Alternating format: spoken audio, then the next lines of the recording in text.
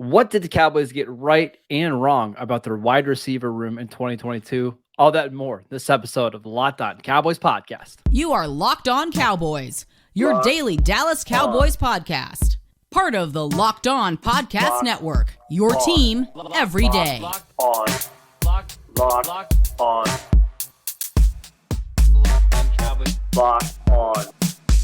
Cowboys. Welcome back to the Locked On Cowboys podcast, part of the Locked On Podcast Network. Thank you for tuning in. I'd like to thank you for making us your first listen of the day. This episode of Locked On Cowboys is brought to you by Nissan.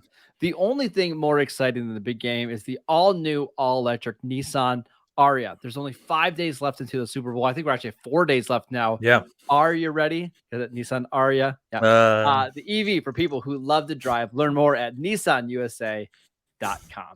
I am Marcus Mosher. You can follow me on Twitter at Marcus_Mosher. He is Landon McCool. Check him out on Twitter at McCoolBCB. Landon, the Cowboys wide receiver room in 2022, we've discussed it a lot, but if you could sum up how the year went for them, what would you say?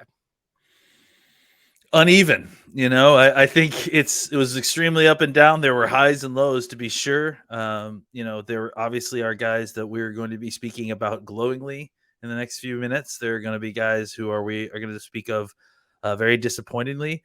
And there's going to be some guys in between, I think. But I think that overall, it clearly was not enough at the end for what they needed. I think that we'll kind of go through all that individually just to kind of piece it all together to show you why. All right, let's start with CeeDee Lamb. And I want to actually start by talking about the Amari Cooper trade. One of the reasons... Oh, good. I haven't heard anything about that in a while. One of the reasons the Cowboys wanted to trade Amari was to open up the number one, undisputed role for CeeDee Lamb. That part of the trade actually worked out well for the Cowboys, right? Because CeeDee Lamb, the first 2 years, was getting like 110-ish targets. There would be games where he'd get 9 targets, other games where he got 3. Putting him into a bigger role and a more consistent role turned him into a superstar. So I do want to give the Cowboys credit for that. Like, we'll get to the mistakes of that trade later, but CeeDee Lamb absolutely blossomed into a superstar receiver. And that's really the biggest storyline for me. Yeah, I mean, I think that most aspects of the Cooper trade actually worked out for the Cowboys' favor, except for at the end of the year when Gallup didn't get to where they needed him to be by the playoffs, where you didn't get that next step from someone like Noah Brown or one of these other guys that you thought could start out at the beginning of the season and kind of take a next step. As far as the idea of let's give CeeDee Lamb some room to grow, that clearly worked. And CeeDee Lamb has now elevated himself to kind of the elite of the wide receiver groups in the NFL. And I can't wait to see where he goes next year. Yeah, I mean, CeeDee's year, honestly, what more can you say? I thought he was so good all year long. There was one half against the Giants early in the year that he did not play well. He dropped a long pass. Other than that, and actually he bounced back in a big way in the second half. Other than that, he was everything that this team needed, right? Like making big plays, making plays after the catch, making clutch plays. The amount of times that he would make a big catch on third down to move the chains was awesome. And I think we're going to go into the 2023 offseason talking a lot about receivers, but it makes it a lot easier to rebuild your wide receiver core when you've got a guy like CeeDee Lamb locked in as your number one. Yeah, I mean, the consistency to me is the difference, right? The able, and you mentioned it, like outside of a bad second half he had against the Giants, he was incredibly consistent. He only had 6 drops in the year. He had a lower drop percentage than anybody else on the team, which, that's going to be a whole other conversation we're going to have about this. And then obviously, like, the other aspect of it was that we needed production out of it. If the Cooper trade the Cooper gambit was going to work, you needed Lamb to blossom into an elite wide receiver, and then you needed him to produce at a high level. And he did that in spades. And in fact, the fact that he played all 17 games this year, which is another thing that we should point out, which is incredible, and was able to produce almost, over 1,350 yards receiving and almost 10 touchdowns. So, I think that those are things that you were hoping that were going to happen when you provided him enough room and provided him enough targets. And it turns out that part of it was that part of the deal was very much held up by CeeDee Lamb and by Dak Prescott as far Yep. as having a young wide receiver blossom into an elite talent. And one of the things that we didn't like about Amari was that he was very inconsistent game to game, Yeah. right? You'd have the monster games, the 119 yards and 2 touchdowns, and then you'd have a 2 for 18 game the next week. That really wasn't the case for CD. He had 3 games this year under 50 yards. One was against Tampa Bay, where the whole offense was awful, week 1. The other 2 were blowout wins, where he got a couple catches early and they just didn't need him. He had the most games of 50 or more receiving yards in the NFL this season. He was just incredibly consistent and reliable. It's exactly what we were hoping to see from him. So we're going to talk about a lot of the other problems, but I did want to give CD his flowers because I thought this was an awesome year for him. And he was so good that it carried the rest of the room with him in a large way. Like, not only was he consistent and healthy, but he played his best football at the end of the season. By the end of the year against Philadelphia, when they were playing Tennessee, he had 100-yard receiving games. He ended up obviously against San Francisco having a pretty decent game, 10 catches for 117 yards. And then a touchdown against the game against Tampa, where they were basically focusing the entire defense on trying to stop him. So CeeDee Lamb was basically everything that you needed him to be this year. It's kind of the other aspects of the wide receiver room that we kind of have to figure out. I will say, I thought his best game of the season came against Philadelphia. I've just got those numbers: 11 targets, 10 catches, 120 yards, and 2 touchdowns. Like, that's a Super Bowl caliber team. They are in the Super Bowl this year with a defense that everybody believes is awesome, and CD and Dak just torched them. And listen, I know Jalen Hurts didn't play in that game, but you know who did? James Bradbury and Darius Slay, and it didn't matter. CD absolutely destroyed them. So quite the season from CeeDee Lamb. Absolutely. Let's talk about the rest of the wide receivers because oof, not great. I want to talk about where the Cowboys got the Amari Cooper trade wrong. Today's episode is brought to you by the Ultimate Football GM app. You've heard of us talk about this mobile game before, and I can't tell you how much fun I know I had competing against my fellow Locked On NFL host. Chris Carter of Locked On Steelers was actually our Locked On champion. Now it's your turn to compete, but more on that in just a bit. If you've ever dreamed of becoming an NFL GM and managing your football franchise, then this game is definitely for you. You're going to manage every strategic aspect of your team, play through seasons, and lead your team to glory, trying to build a dynasty. With the Ultimate Football GM app, you're going to be responsible for controlling the destiny of your franchise by hiring the right coaches and coordinators, trading players, navigating your franchise through free agency and the drafts, and all the ups and downs of the season. All of this in a challenging but realistic game world. The Ultimate Football GM app is completely free and playable offline, so you can play on the go as you want to and when you want to. We've created a lockdown league for you to compete against us with. Can you be the ultimate lockdown football GM? Choose the Lockdown League in the App Store to join. And we'll see if you can create your own football dynasty. Locked On Cowboy listeners get a 100% free boost to their franchise when using promo code Locked On in the game store. That is Locked On, all in caps. So make sure you check it out today. To download the game, just visit ultimate-gm.com or look it up in the app stores. That's ultimate-gm.com. Ultimate Football GM. Start your dynasty today. All right, Landon, one of the mistakes that the Cowboys did make with the Amari Cooper trade was projecting that Michael Gallup would be able to come back quickly and produce like there was no injury or be able to produce at elite level right away. Just wasn't the case. Michael Gallup struggled all year long. Do you think it was just a health reason why he struggled? No, I don't. I think a lot of the reasons that he struggled has to do with an inability to catch the ball consistently. I mean, he didn't have problems dropping the football like this previously. And I wonder if, health played a part. I mean, obviously when he first came back, he wasn't the same athlete as he was by the end of the year. I still think he needs another offseason. And I think I wouldn't at all be surprised if he came back this training camp and looked like a completely different person than he did in 2022. But I would say that it's not just a physical problem. I mean, if you go and watch the tape, there is definitely times when he's elevating the way he used to.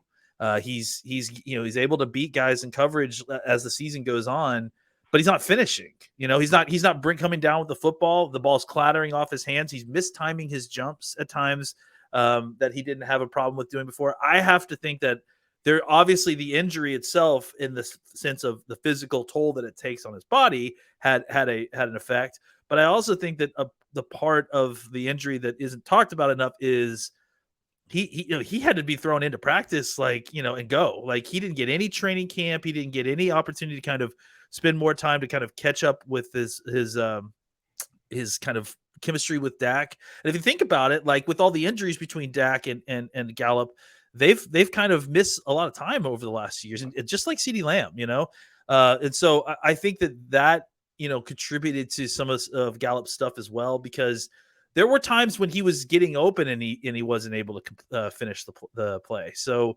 I think the Cowboys may have gotten close on their timeline for when Gallup would be back to reasonable health.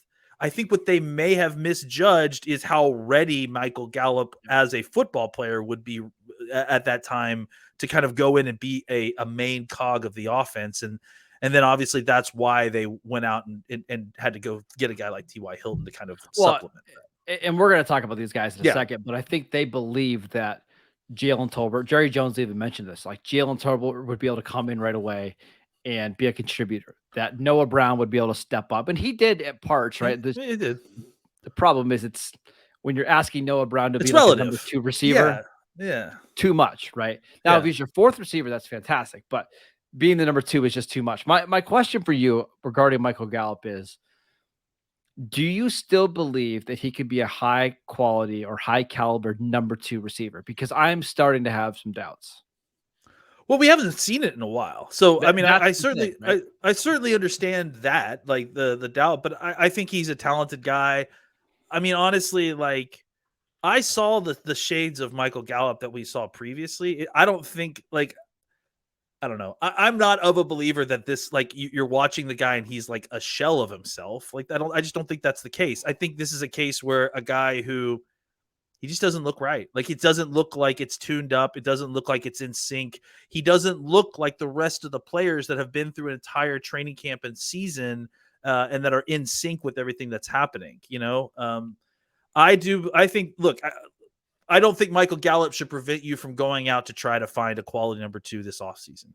But I also don't think that we should throw dirt on him. I have a feeling that you could go out there and get a really nice another wide receiver out there, and then suddenly Gallup, it comes back this offseason and looks closer to the Gallup that we're used to, and now you've got a nice little trio, right? Right. That certainly is a possibility. And I think, with the Cowboys in general, like, even with the Tolbert stuff, like, to me, the Cowboys threw numbers at the problem, right? Like, they're like, okay, we'll cobble together a wide receiver 2 until Gallup can get back, between Tolbert and Brown.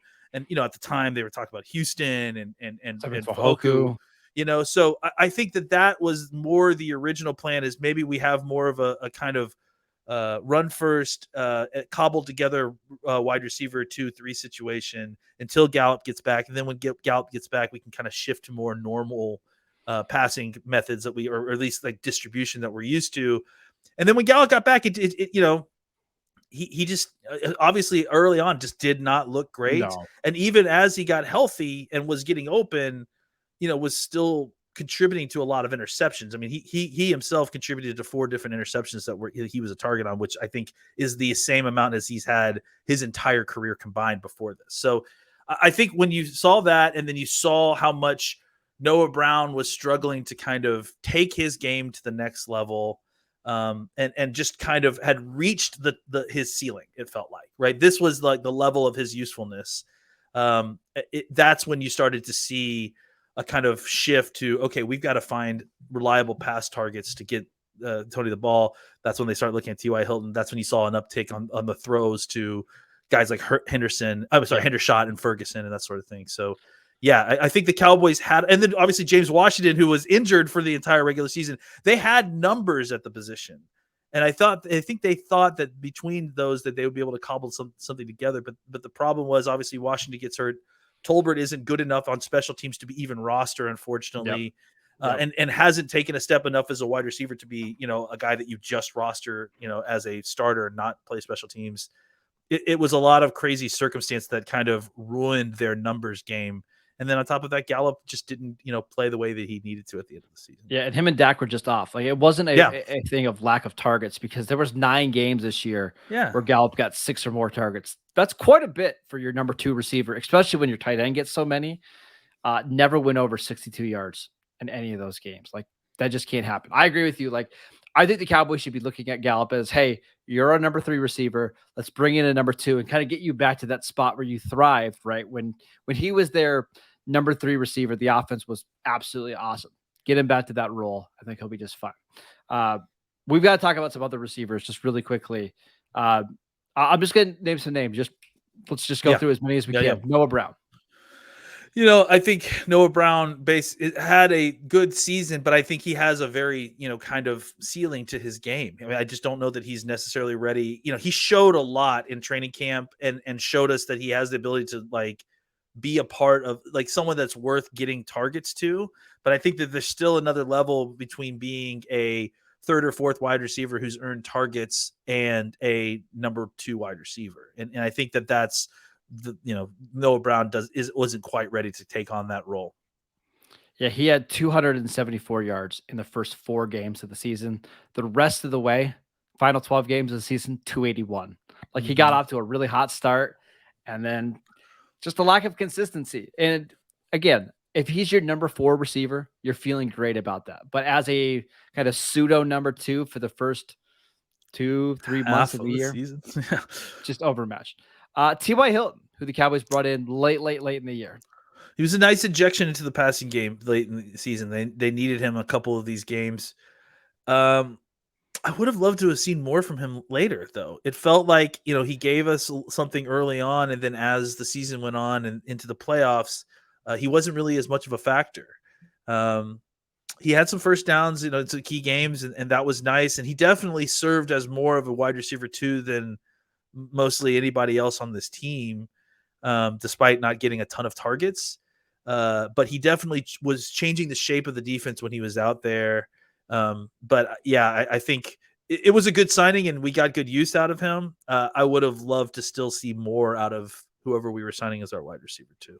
Yeah. So the Cowboys signed T.Y. Hilton, 3 days before Christmas. And he had the 4th most receiving yards of all the receivers on the roster, which is kind of incredible when you consider they drafted Jalen Tolbert. They had Kevontae Turpin. They had Dennis Houston and started in week 1. They had Simi Fehoko, and he outproduced all of those guys combined. On 15 targets, basically. 20 targets total on the season. It's ridiculous. Jalen Tolbert, before we move on, what's your feel on him going into the offseason? Oh, I mean, I'm still a believer. I mean, again, I saw him at training camp, which I think is a benefit that some other folks didn't necessarily see. So I've seen him do good stuff. I mean, I've seen him perform as a wide receiver, and makes me feel like he has talent. I honestly think that the problem is that he probably at this point in his career is as good as a pro receiver as Noah Brown. But the difference is that Noah Brown plays every other special team as well. And that's where, looking ahead to next year, we love Noah Brown, but it might make more sense not to bring back Noah Brown. Oh yeah, I mean, honestly, what I think it is that Jalen Tolbert's going to take a good portion of his offseason training to learn how to tackle. Because here's the thing is, I mean, he has to. That's the truth. Is that I think Tolbert's honestly, and if you go back and listen to what I was saying about Tolbert in training camp, my takes then was he needs playing time. He needs to see the field. The problem with that is that he can't even make the roster if he can't play special teams, and he isn't one of the top 2 wide receivers, which he's not. And the other problem is you're rostering another receiver who can't play on offense, who's only a special teamer in Kevontae Turpin, right? So you don't have the spots for it. Yeah, and that's the kind of that's why I feel bad for Tolbert a little bit, because it's not exclusively his fault, or like, the fact of like he's lazy or not doing enough to get on the field. The problem is that he is a very unique situation where he's a young football player in the sense that he hasn't played a ton. He's just started playing, I think, late in high school or early in college even. And so he doesn't have that kind of experience that a lot of these players have that have played throughout their whole lives, right? Like most wide receivers, even when they go into college, they played defense at some point in their careers. Yeah. They know how to physically tackle someone. Tolbert didn't necessarily have that. So I think the key thing for Tolbert is to find a way to make the game day roster, to get onto the field, to get experience, because I think he has the physical talent. I think he has skills. The problem is, he didn't play against top level of talent. He's still trying to learn the speed of the game. He has to get on the field to learn the speed of the game. He has to play special teams to get on the field. So what does this wide receiver room look like in 2023? We'll talk about that next. This episode is brought to you by Prize Picks. Prize Picks is daily fantasy made easy. All you have to do is pick 2 to 6 players, and if they score more or less than their Prize Pick projection, you can win up to 25 times your money on any entry. No competing against other people. It's just you versus the projections available. Prize Picks offers projections on any sport that you watch. That includes NFL, NBA, MLB, NHL, PGA, college football, men's college basketball, women's college basketball, soccer, WNBA, esports, NASCAR, tennis, MMA, boxing, disc golf, Euro basketball, cricket, and more. Entries can be made in 60 seconds or less. It's that easy. They are currently operational in over 30 states and in Canada. Just download the Prize Pick app or go to prizepicks.com to sign up and play daily fantasy sports. First-time users can receive a 100% instant deposit match up to $100 with promo code LOCKEDON. That means if you deposit $100, Prize Picks will give you $100. You deposit $50, they'll give you $50. Don't forget to enter promo code LOCKEDON at sign up for an instant deposit match up to $100. Also want to let you know that this episode is brought to you by Built Bar. We absolutely love Built Bars. If you haven't tried a Built Bar before, you're really missing out. What makes them so good? Well, for starters, they're covered in 100% real chocolate. That's right, 100% real chocolate.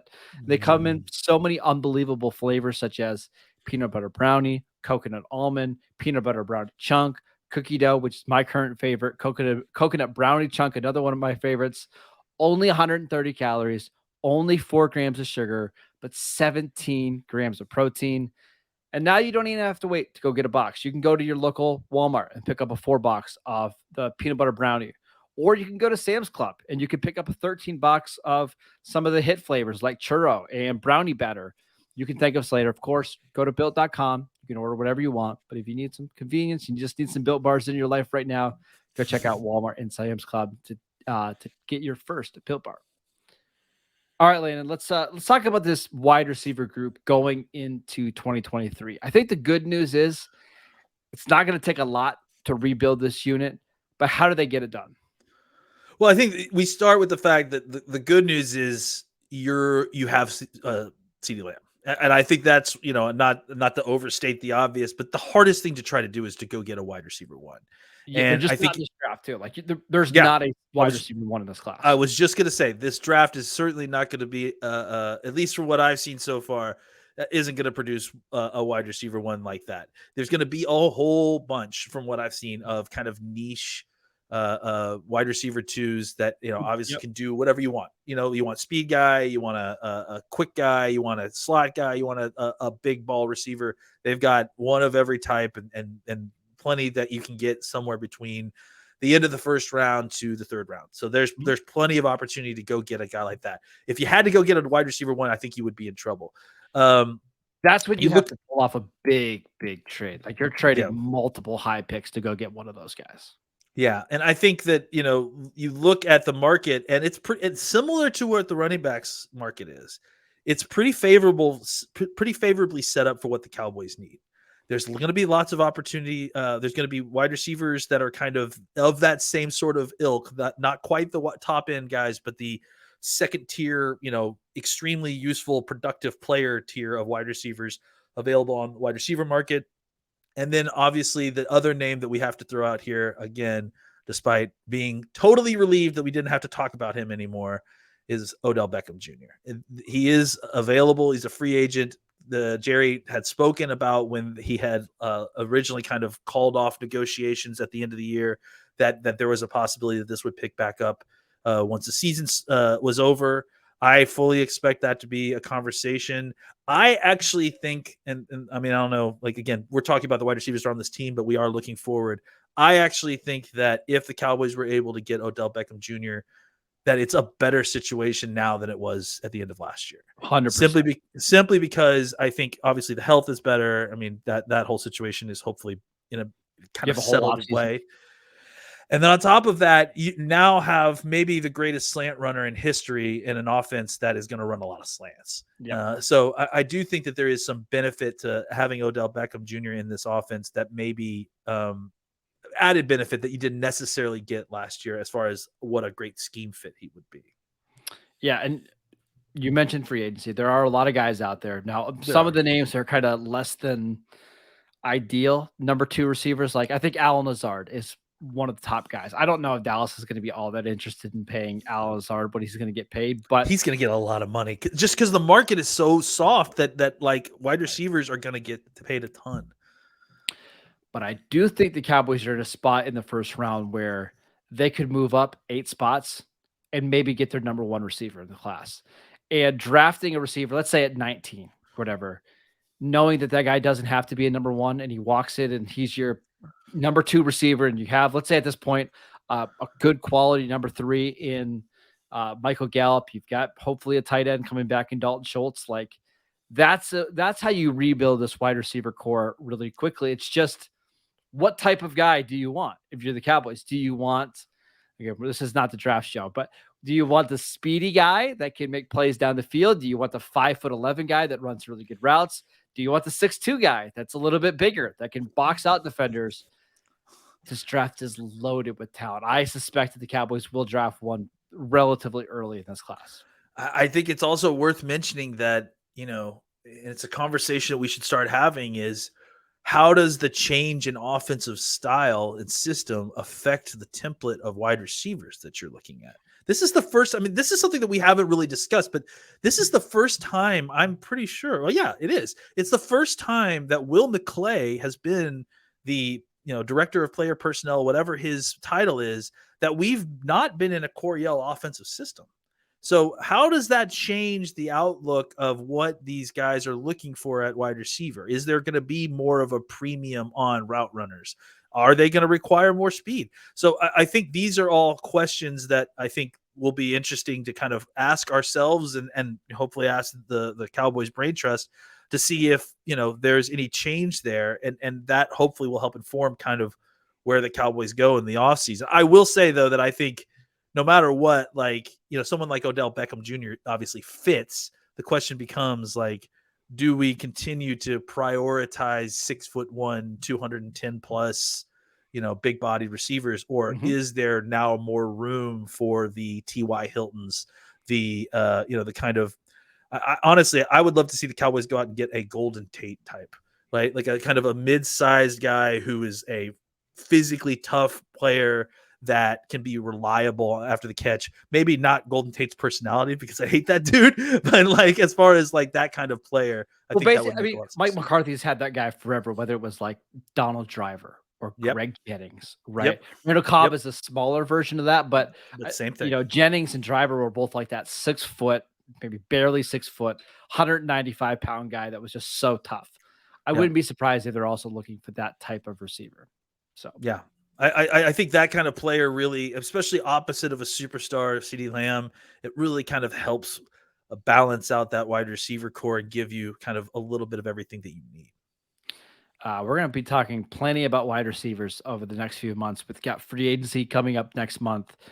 You and I are going to start watching receivers here in this class, probably next week or two, start doing some shows on that. So if you love wide receiver talk, this is the podcast for you. That's it for today's show. Thank you for making Locked On Cowboys your first listen every single day. Subscribe to the Locked On NFL podcast and get daily conversations on the biggest NFL stories, plus in-depth analysis on the biggest games with NFL key predictions every Friday. And on Monday, local insiders cover the weekend with game-to-game episodes, Locked On NFL, available wherever you get your podcasts. Go check out Landon on Twitter at McCoolBCB. I'm at Marcus_Mosher. We'll see you guys right back here tomorrow to answer your Twitter questions. Bye, everybody.